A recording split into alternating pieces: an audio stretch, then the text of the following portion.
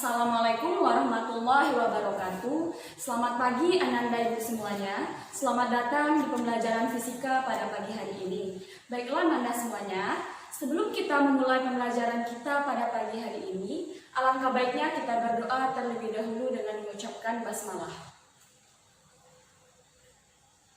Alhamdulillah. Pada pagi hari ini, bagaimana kabar Ananda semuanya? Semoga pada pagi hari ini Ananda dalam keadaan sehat dan semangat untuk mengikuti pembelajaran. Baiklah Ananda, sebelum kita lanjut pada materi kita pada pagi hari ini, Ibu akan mereview sedikit materi kita pada minggu lalu. Nah, di sini siapa yang masih ingat materi kita minggu lalu? Ya, benar sekali, yaitu mengenai tekanan hidrostatis. Nah, siapa yang masih ingat apa itu tekanan hidrostatis? Ya, tekanan hidrostatis itu adalah tekanan yang dihasilkan oleh fluida, di mana tekanan dihasilkan itu ke segala arah. Nah, lalu apa saja faktor yang mempengaruhi tekanan hidrostatis itu? Ya, kedalaman, benar sekali. Lalu percepatan gravitasinya. Lalu apa lagi? Ya, massa jenisnya. Nah, jadi faktor yang mempengaruhi tekanan hidrostatis itu ada kedalaman, ada percepatan gravitasinya, lalu ada massa jenisnya. Nah, yang ingin Ibu tanyakan, apa hubungan kedalaman dengan tekanan hidrostatis? Ya, benar sekali. Jadi, hubungan tekanan hidrostatis dengan kedalaman itu, apabila semakin dalam suatu fluida, maka tekanan hidrostatisnya akan semakin besar. Nah, Ibu rasa Nana Ibu telah memahami materi kita pada minggu sebelumnya. Langsung saja, nah, pernahkah Anda Ibu melihat seseorang menukar ban mobilnya dengan menggunakan dongkrak hidrolik? Ya, pernah. Nah, sebelumnya apakah Anda Ibu tahu apa itu dongkrak hidrolik? Ya, dongkrak hidrolik itu adalah alat yang digunakan untuk mengangkat beban yang berat seperti mobil, kontainer, dan lain sebagainya. Nah, kenapa dongkrak hidrolik dapat mengangkat beban yang sangat berat seperti mengangkat mobil? Ada yang tahu? Ya, benar sekali, ini dia. Karena adanya tekanan yang diberikan itu sama rata, sehingga menyebabkan gaya angkat dari dongkrak hidrolik itu semakin besar, sehingga menyebabkan mobil itu dapat terangkat oleh dongkrak hidrolik. Kira-kira penerapan dari dongkrak hidrolik ini menggunakan prinsip apa? Ya, benar sekali, menggunakan prinsip hukum Pascal. Nah, itulah yang akan kita pelajari pada pagi hari ini, di mana tujuan pembelajaran kita pada pagi hari ini yang pertama, dapat menjelaskan apa itu bunyi hukum Pascal. Yang kedua, dapat menjelaskan besaran-besaran yang berkaitan dengan hukum Pascal. Yang ketiga, dapat menerapkan hukum Pascal untuk penyelesaian dalam kehidupan sehari-hari. Nah, seorang ilmuwan Prancis bernama Blaise Pascal menyatakan bahwa ketika perubahan tekanan diberikan pada suatu fluida pada ruang tertutup, maka tekanan tersebut akan diteruskan sama besar. Nah, jadi contohnya saja, pada saat kita ingin mengecek keadaan ban kita dengan menekan ban itu pada satu titik, maka akan terjadi pertaman panjang di seluruh ban tersebut. Nah, misalkan Ananda Ibu menekan ban itu dan mengalami kenaikan tekanan sebesar 2 Newton per meter. Nah, maka di seluruh ban itu akan mengalami juga kenaikan tekanan sebesar 2 Newton per meter. Nah, pada gambar adalah gambar fluida yang sudah dilengkapi dengan pemisah. Nah, pada gambar ini dapat dilihat bahwa apabila pemisah diberi tekanan sebesar F1 dengan luas penampak A1, maka akan mengalami kenaikan tekanan sebesar delta P atau F1 per A1. Begitu juga dengan luas penampak A2 juga mengalami kenaikan tekanan sebesar F2 per A2. Nah, jadi sesuai dengan bunyi hukum Pascal yang mengatakan jika kenaikan itu akan diteruskan ke segala arah termasuk dinding wadah. Nah, dirumuskan P1 sama dengan P2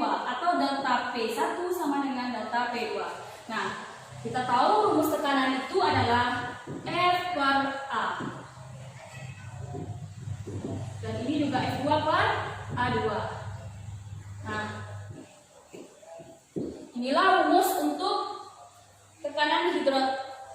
inilah rumus untuk hukum Pascal. Nah, kita lanjut. Untuk memahami konsep dari hukum Pascal ini, berikut contohnya. Nah, di mana contohnya? Sebuah dongkrak hidrolik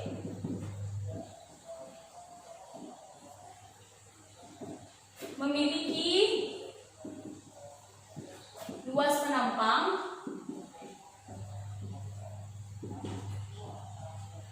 sebesar 100 cm persegi, di mana gaya yang bekerja sebesar 1500 Newton. Jika luas penampangnya 1000 cm persegi, berapakah gaya yang bekerja pada dongkrak?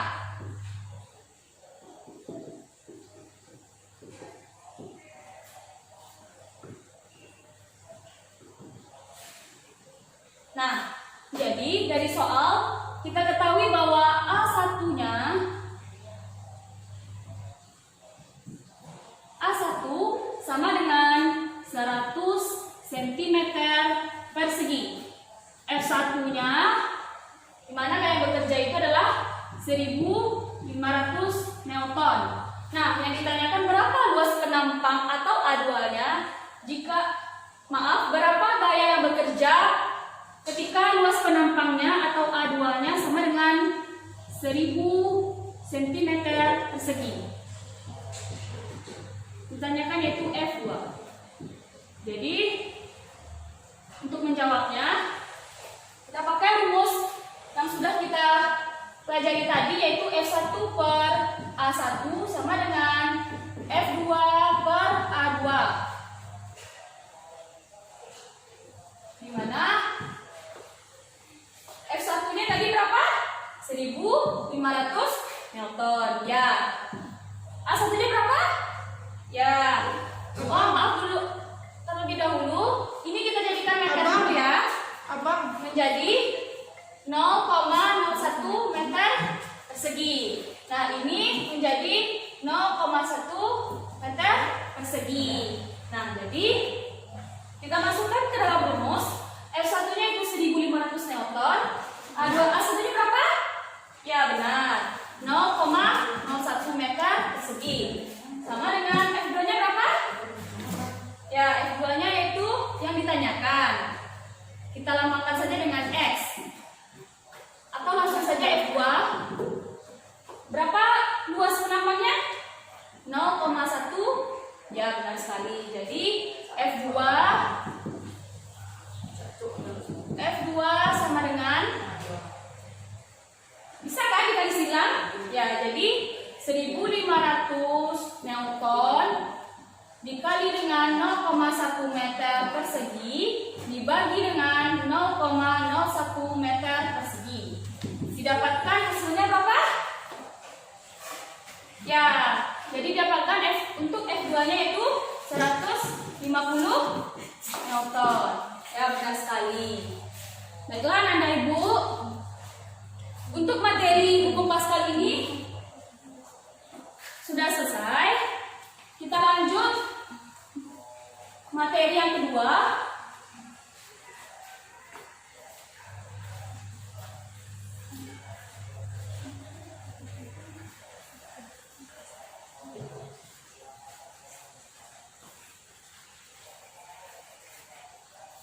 Lanjut materi yang kedua, yaitu mengenai hukum Archimedes.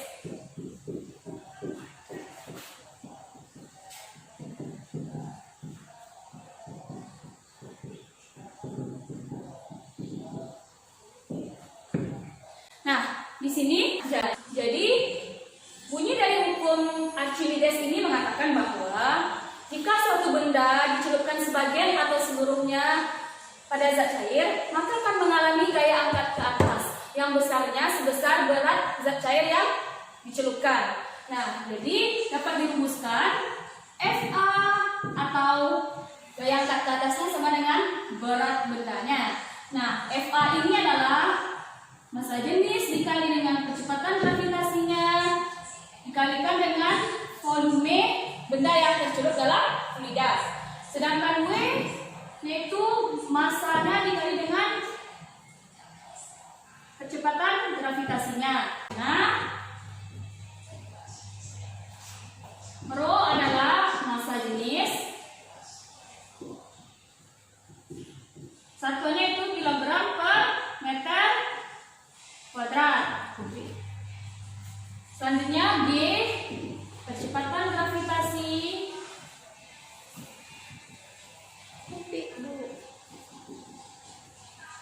meter per sekon kuadrat. Selanjutnya yaitu meter per sekon segi. V adalah volume benda yang tercelup.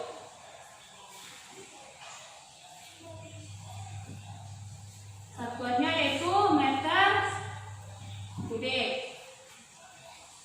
Nah, baiklah Bapak Ibu, ini adalah rumus untuk hukum Archimedes. Pada hukum Archimedes ini ada 3 syarat keadaan suatu benda. Yang pertama yaitu mengapung.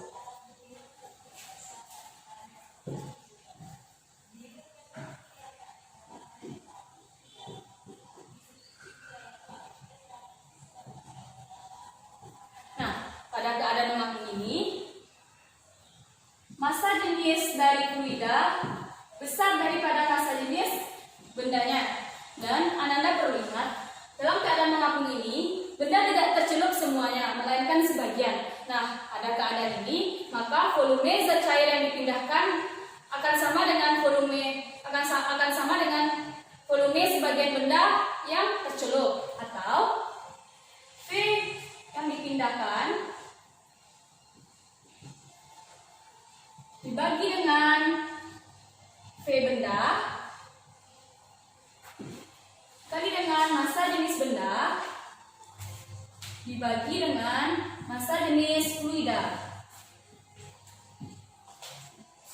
Dan untuk keadaan yang kedua, ini Bu hapus ya. Untuk keadaan kedua, yaitu tenggelam.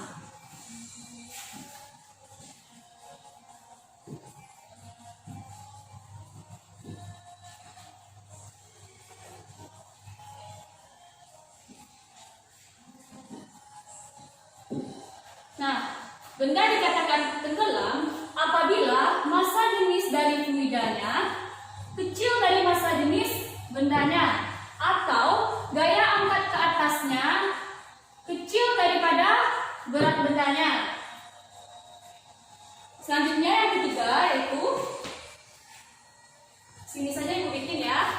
Yang ketiga, dalam keadaan melayang.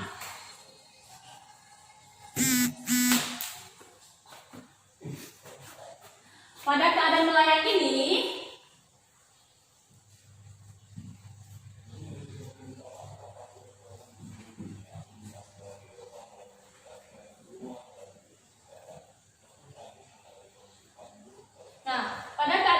ini, massa jenis benda atau massa jenis fluidanya sama dengan massa jenis bendanya, atau gaya angkat ke atasnya sama dengan berat bendanya. Nah, baiklah Anda Ibu, untuk mengetahui pemahaman Anda Ibu mengenai konsep dari hukum Archimedes ini, berikut contoh soalnya.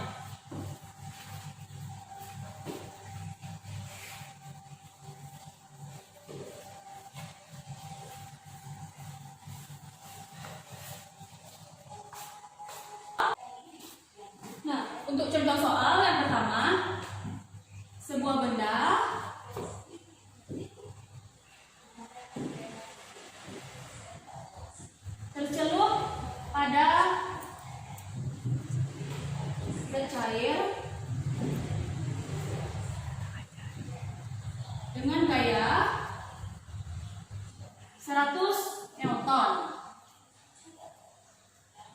Massa jenis air 1000 kilogram per meter kubik. Nah, yang ditanyakan di sini adalah berapa volume benda yang tercelup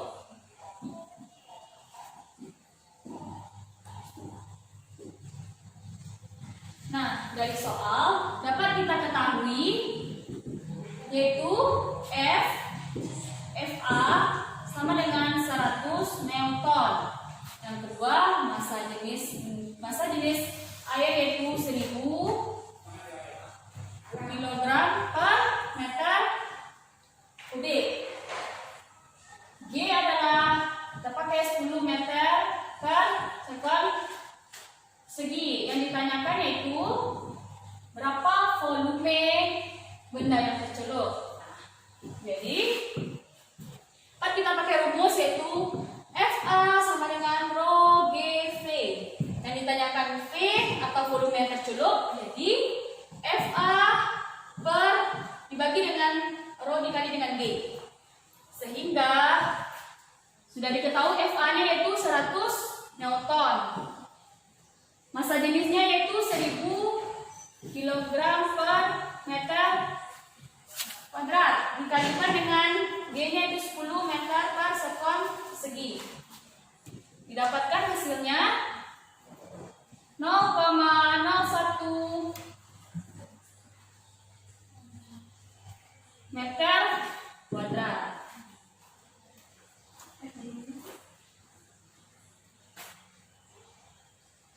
Nah, baiklah Nona Ibu, bisa dipahami untuk contoh soal ini? Ya, jika sudah dipahami, baiklah Nanda, itulah materi kita pada pagi hari ini. Nah, di sini siapa yang dapat menyimpulkan dari pembelajaran kita pada pagi hari ini? Ya, bagus sekali. Jadi kesimpulan kita dalam pembelajaran kita pada pagi hari ini yaitu mengenai hukum Pascal. Nah, jadi bunyi dari hukum Pascal itu ketika kenaikan tekanan diberikan pada suatu fluida pada ruang tertutup, maka kenaikan tekanan atau perubahan tekanan itu akan diteruskan sama ke segala arah. Nah, jadi dapat dirumuskan tadi rumusnya yaitu F1 per A1, F2 per A2. Nah, jadi untuk hukum Archimedes ini, pada hukum Archimedes ini dikatakan bahwa jika ada benda yang dicelupkan sebagian atau seluruhnya ke dalam zat cair, maka akan mengalami gaya angkat ke atas yang besarnya sebesar berat zat cair yang dicelupkan. Nah, jadi ada tiga keadaan pada hukum Archimedes ini. Yang pertama adalah mengapung. Pada keadaan mengapung itu adalah massa jenis fluidanya lebih besar daripada massa jenis bendanya. Atau yang kedua yaitu pada saat tenggelam. Nah, pada saat tenggelam ini dikatakan tenggelam apabila massa jenis dari fluidanya itu lebih kecil daripada massa jenis bendanya, atau gaya angkat ke atasnya lebih kecil daripada berat bendanya. Nah, untuk keadaan melayang yaitu massa jenis bendanya sama dengan massa jenis fluidanya, atau gaya angkat ke atasnya sama dengan berat bendanya. Nah, baiklah, manfaat pada pembelajaran kita pada pagi hari ini, ada yang tahu? Manfaat pada pembelajaran kita pada pagi hari ini pada hukum Pascal, kita dapat menerapkannya pada dongkrak hidraulik, pompa, dan lain sebagainya. Sedangkan pada hukum Archimedes ini kita dapat mengetahui keadaan-keadaan benda seperti mengapung, tenggelam, dan melayang. Nah, baiklah Nanda Ibu semuanya, memahami materi kita pada pagi hari ini mengenai hukum Pascal dan hukum Archimedes, silahkan kerjakan LKPD yang telah diberikan di grup WA dan tolong dikerjakan tepat waktu dan dikumpulkan ke classroom. Dan untuk pembelajaran kita selanjutnya minggu depan kita akan belajar mengenai viskositas dan tegangan permukaan. Silahkan Nanda Ibu baca bukunya di rumah dan agar pembelajaran kita minggu depan itu akan berjalan dengan lancar. Baiklah Nanda Ibu, sekian materi pada pagi hari ini. Ibu akhiri. Assalamualaikum warahmatullahi wabarakatuh.